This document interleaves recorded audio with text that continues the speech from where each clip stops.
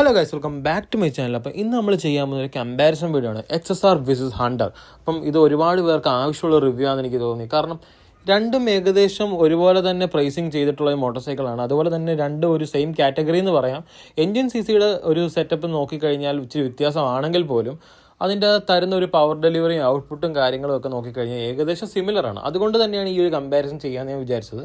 അതുപോലെ നിങ്ങൾ ഇതുപോലെ ബൈക്ക് റിലേറ്റഡ് കണ്ടൻസ് ഇഷ്ടപ്പെടുന്ന ഒരാളാണെങ്കിൽ ഉറപ്പായിട്ട് നമ്മുടെ ചാനൽ ഒന്ന് സബ്സ്ക്രൈബ് ചെയ്യുക. പോരാതെ ഈ വീഡിയോ ഒന്ന് ലൈക്ക് ചെയ്യാം. എന്തായാലും ഈ വീഡിയോയ്ക്ക് ഒരു 1000 ലൈക്സ് നിങ്ങൾ തരുമെന്ന് പ്രതീക്ഷിക്കുന്നു. അപ്പോൾ നേരെ നമുക്ക് നമ്മുടെ വീഡിയോയിലേക്ക് പോകാം. അപ്പോൾ നമുക്ക് ആ ഫ്രണ്ട് ഹെഡ്ലൈറ്റ് സെഷനിൽ നിന്ന് തന്നെ തുടങ്ങാം. രണ്ടും ഏകദേശം സിമിലർ സെറ്റപ്പാണ്. കാരണം രണ്ട് LED തന്നെയാണ് വരുന്നത്. എന്നിരുന്നാൽ പോലും കുറച്ചുകൂടെ ബെറ്റർ വിസിബിലിറ്റിയും കാര്യങ്ങളും തരുന്നത് 100 എന്നൊരു ഫീഡ്ബാക്കാണ് എനിക്ക് കിട്ടിയത്. അതായത് XSRന്റെ കാര്യം പറയുകയാണെങ്കിൽ ഞാനത് നെയ്റ്റിൽ ടെസ്റ്റ് ചെയ്തിട്ടില്ല. എന്നിരുന്നാൽ പോലും നിലവിൽ XSR യൂസ് ചെയ്യുന്ന കുറച്ച് കസ്റ്റമേഴ്സിന്റെ ഫീഡ്ബാക്കിൽ നിന്നാണ് എനിക്കത് മനസ്സിലാക്കാൻ പറ്റിയത്. ഇനിയിപ്പോൾ നമുക്ക് ബൈക്കിന്റെ ഫ്രണ്ട് സസ്പെൻഷനെ പറ്റി പറയാം. ഇപ്പം ഹണ്ടറിന്റെ കേസ് നോക്കുകയാണെങ്കിൽ നോർമൽ ടെലിസ്കോപ്പിക് സസ്പെൻഷനും കാര്യങ്ങളാണ് വരുന്നത്. ഓൺ ദ സെയിം ടൈം നമുക്ക് XSR നോക്കിക്കഴിഞ്ഞാൽ USD ഫോക്സും കാര്യങ്ങളും ഒക്കെ വരുന്നുണ്ട്. ഇപ്പോൾ ലുക്കിന്റെ ബേസ് നോക്കുകയാണെങ്കിൽ കുറച്ചുകൂടെ ബെറ്റർ ലുക്കിംഗ് എന്ന് പറയുന്നത് XSR തന്നെയാണ്. കാരണം ആ ഒരു ഗോൾഡൻ USD, പ്രത്യേകിച്ച് ആ ഒരു ബ്ലൂ കളർ വരുന്ന ഗോൾഡൻ USD അത്യാവശ്യം നല്ല ലുക്കും കാര്യങ്ങളും തരുന്നുണ്ട്. ബട്ട് കുറച്ചുകൂടെ പർപ്പസ്ഫുൾ ആയിട്ട് എനിക്ക് ഫീൽ ചെയ്തത് നമ്മുടെ ഹണ്ടറിന്റെ സസ്പെൻഷൻ തന്നെയാണ്. കുറച്ചുകൂടെ ബെറ്റർ കംഫർട്ട് ആ ഒരു ഹണ്ടറിന്റെ സസ്പെൻഷന്റെ ഭാഗത്താണ് കിട്ടിയത്. ഇനിയിപ്പോൾ വെയിറ്റിനെ പറ്റി പറയുകയാണെങ്കിൽ ഏകദേശം 181 kg ആണ് നമ്മുടെ ഹണ്ടർ വരുന്നത്. അപ്പോൾ ഇതിൻ്റെ ഒരു പോസിറ്റീവ് എന്ന് പറഞ്ഞു കഴിഞ്ഞാൽ നമുക്ക് ഹൈവേയിലൊക്കെ ഓടിക്കും കുറച്ചുകൂടെ ബെറ്റർ സ്റ്റെബിലിറ്റി നമുക്ക് ഹണ്ടറിൻ്റെ ഭാഗത്ത് നിന്നായിരിക്കും ലഭിക്കുന്നത്. കാരണം XSR വളരെ ലൈറ്റ് വെയ്റ്റഡ് ആയിട്ടുള്ള മോട്ടോർ സൈക്കിളാണ്. 137 kg ഉള്ളൂ. ഇതിന് നെഗറ്റീവ് എന്ന് പറഞ്ഞു കഴിഞ്ഞാൽ ബിഗിനേഴ്സിന് ഒരു പക്ഷേ ഹണ്ടർ കുറച്ചുകൂടെ ബുദ്ധിമുട്ടായി ഫീൽ ചെയ്തേക്കാം. പക്ഷേ അറ്റ് ദ സെയിം ടൈം വളരെ ലോവർ ആയിട്ടുള്ള ഒരു സീറ്റായിട്ടാണ് നമ്മുടെ ബൈക്കിൻ്റെ ഭാഗത്ത്, അതായത് ഹണ്ടറിൻ്റെ ഭാഗത്ത് വന്നിരിക്കുന്നത്. അതിൻ്റെ വലിയ ബെനിഫിറ്റ് എന്ന് പറഞ്ഞാൽ ബിഗിനേഴ്സിന് തന്നെ ആയിരിക്കും. അതുപോലെ തന്നെ ഷോർട്ട് ഹൈറ്റഡ് ആയിട്ടുള്ള ആൾക്കാർക്ക് അത്യാവശ്യം ചൂസ് ചെയ്യാൻ പറ്റിയ മോട്ടോർ സൈക്കിളാണ് ഹണ്ടർ. പക്ഷെ നിങ്ങളൊരു 6 feet എബോവ് ഒക്കെ ആണെങ്കിൽ ഉറപ്പായിട്ടും ടെസ്റ്റ് ഡ്രൈവിന് ശേഷം മാത്രം ബൈക്ക് ചൂസ് ചെയ്യുക. കാരണം വളരെ ചെറിയ ടോയ് പോലെ നിങ്ങൾക്ക് ഫീൽ ചെയ്യാൻ ചാൻസ് ഉണ്ട്. ഇപ്പം അത്രയും ലോവർ സീറ്റ് ആയിട്ടാണ് ആ ഒരു ഹണ്ടറിന് വന്നിരിക്കുന്നത്. അവിടെ നിന്ന് ഇപ്പോൾ XSRലോട്ട് നോക്കിക്കഴിഞ്ഞാൽ കുറച്ചുകൂടി ബെനിഫിറ്റ് എന്ന് പറഞ്ഞു കഴിഞ്ഞാൽ 810 mm ആണ് സീറ്റ് ഹൈറ്റ് എങ്കിൽ പോലും വളരെ ലൈറ്റ് വെയ്റ്റഡ് ആണ്. അപ്പം അതുകൊണ്ട് തന്നെ നല്ല രീതിയിൽ തന്നെ ഹാൻഡിൽ ചെയ്യാൻ പറ്റും. പിന്നെ 810 mm ഉണ്ടെങ്കിൽ പോലും എൻ്റെ ഒരു ഹൈറ്റ് എന്ന് പറഞ്ഞാൽ 170 cm ആണ്. അപ്പോൾ എനിക്ക് നല്ല രീതിയിൽ പ്ലാനറ്റ് ഫുട്ടും കാര്യങ്ങളും കിട്ടുന്നുണ്ട്.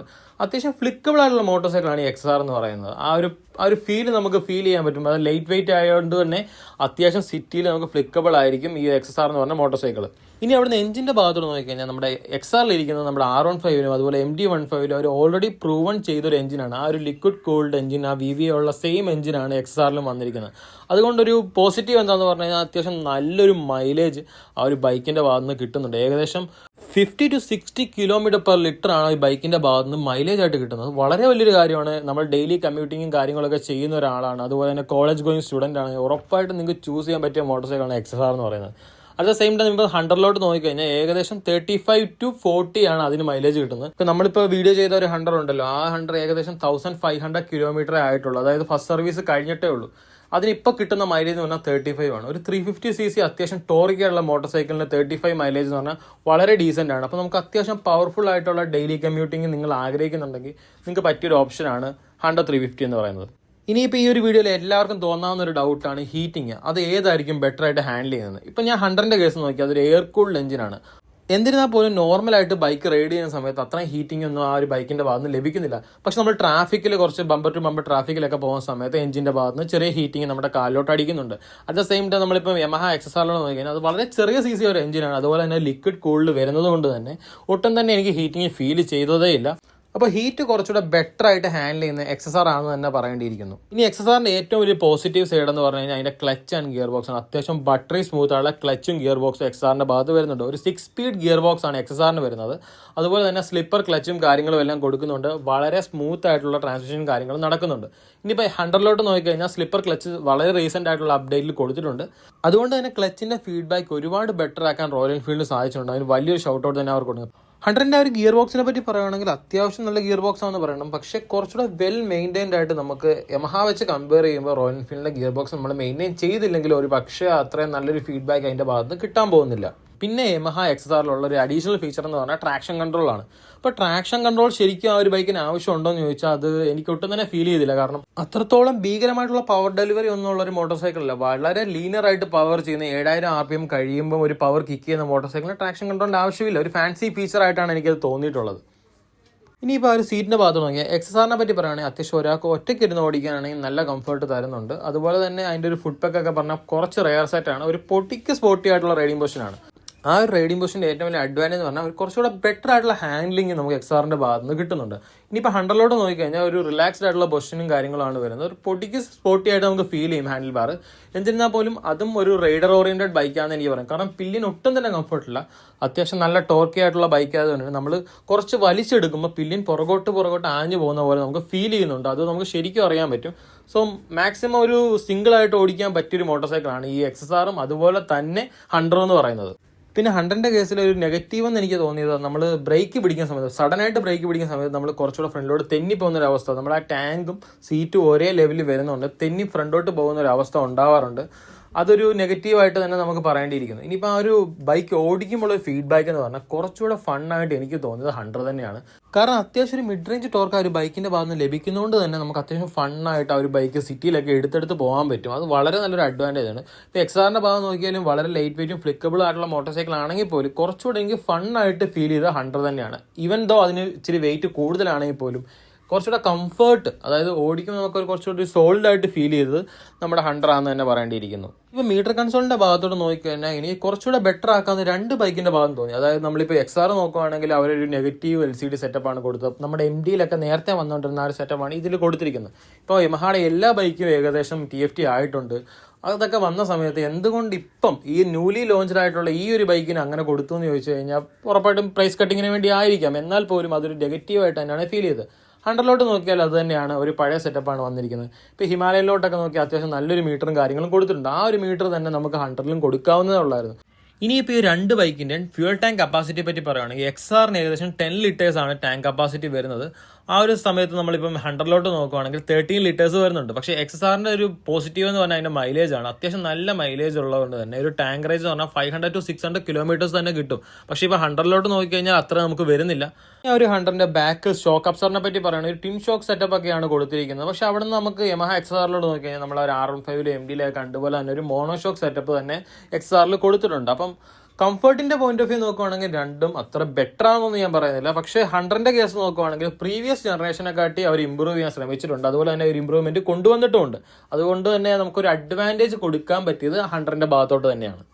ഇനിയിപ്പോൾ ആ ഇൻഡിക്കേറ്റേഴ്സിന്റെ ഭാഗത്തോട്ട് നോക്കുകയാണെങ്കിൽ 100 വന്നിരിക്കുന്ന ആ ഒരു സെയിം സെറ്റപ്പ് തന്നെയാണ്, പ്രീവിയസ് ജനറേഷനിൽ വന്ന ഒരു സെയിം സെറ്റപ്പ് തന്നെ അവർ നിലനിർത്തി. കാരണം ഹാലജൻ സെറ്റപ്പും കാര്യങ്ങളുമാണ് കൊടുത്തിരിക്കുന്നത്. XR-ലോട്ട് നോക്കുകയാണെങ്കിൽ കുറച്ചുകൂടെ അവർ ഇമ്പ്രൂവ് ചെയ്തിട്ട് ഇപ്പോൾ LED സെറ്റപ്പ് കൊടുക്കുന്നുണ്ട്. സോ അതുകൊണ്ട് തന്നെ കുറച്ചുകൂടെ ബെറ്റർ ആയിട്ട് എനിക്ക് ഫീൽ ചെയ്ത് XR ഇൻഡിക്കേറ്റേഴ്സും കാര്യങ്ങൾ. ലുക്കിന്റെ പെർസ്പെക്റ്റീവ് ആണ് ഞാൻ പറയുന്നത്. ഫംഗ്ഷനാലിറ്റി നോക്കുകയാണെങ്കിൽ 2 ഏകദേശം ഒരുപോലെയാണ്. ഇനിയിപ്പോൾ 2 ബൈക്കിന്റെ ലുക്കിന്റെ ബേസിലുള്ള കമ്പാരിസൺ എന്താണെന്ന് ചോദിച്ചു കഴിഞ്ഞാൽ അത് നമുക്ക് പറയാൻ പറ്റില്ല. കാരണം ഓരോരുത്തർക്കും ഓരോ ഇഷ്ടമാണ്. അതുകൊണ്ട് തന്നെ അത് നിങ്ങളുടെ പേഴ്സണൽ ചോയ്സ് ആയിട്ട് ഞാൻ വിട്ടിരിക്കുന്നു. അതുപോലെ നിങ്ങളുടെ ഫേവറേറ്റ് മോട്ടോർ സൈക്കിൾ നിങ്ങൾക്ക് കമൻറ്റ് ചെയ്യാം. ഇതിലേതാണ് XSR ആണോ ബെറ്റർ ആയിട്ട് നിങ്ങൾക്ക് ഫീൽ ചെയ്തത്, അതുപോലെ തന്നെ 100 350 ആണോ നിങ്ങൾക്ക് കമൻറ്റ് ചെയ്യാം. പിന്നെ ഒരു ബെനിഫിറ്റ് എന്ന് പറഞ്ഞാൽ XR-ന്റെ ഭാഗത്തു നിന്ന് എനിക്ക് തോന്നുന്നത് അവർ ഒരുപാട് കസ്റ്റമൈസേഷൻ ഓപ്ഷൻ അവർ പ്രൊവൈഡ് ചെയ്യുന്നുണ്ട്. എസ്പെഷ്യലി അതിന് ഒരുപാട് ഫീച്ചേഴ്സും, അതായത് എക്സ്ട്രാ നമുക്ക് അഡീഷണൽ ആയിട്ട് തന്നെ മേടിച്ച് വെക്കാൻ യമഹയുടെ വെബ്സൈറ്റിൽ തന്നെ നമുക്ക് ഒരുപാട് കാര്യങ്ങൾ വന്നിട്ടുണ്ട്. 100-ന്റെ കേസ് നോക്കുവാണെങ്കിൽ തന്നെ ബാറിൻ്റെ മിറേഴ്സും കാര്യങ്ങളും എല്ലാം അവർ ഒരു ആക്സറി ആയിട്ട് കൊടുക്കുന്നുണ്ട്. പക്ഷേ എക്സ്ട്രാ കോസ്റ്റ് ഈ ഉള്ള എല്ലാ കാര്യങ്ങളും കൊടുക്കേണ്ടി വരും. അതൊരു പോസിറ്റീവ് തിങ് എന്ന് പറഞ്ഞു കഴിഞ്ഞാൽ നമുക്ക് MBD പിടിക്കാത്ത രീതിയിൽ മോഡിഫിക്കേഷൻ ചെയ്യാൻ പറ്റും. അങ്ങനെ നോക്കുവാണെങ്കിൽ അതൊരു പോസിറ്റീവായിട്ടുള്ള കാര്യമാണ്. പക്ഷേ ആക്സറീസിന് എക്സ്ട്രാ കോസ്റ്റ് ആവുന്നുണ്ട്, അത്യാവശ്യം നല്ല കോസ്റ്റ് വരുന്നുണ്ട്. അതൊരു വലിയൊരു നെഗറ്റീവുമാണ്.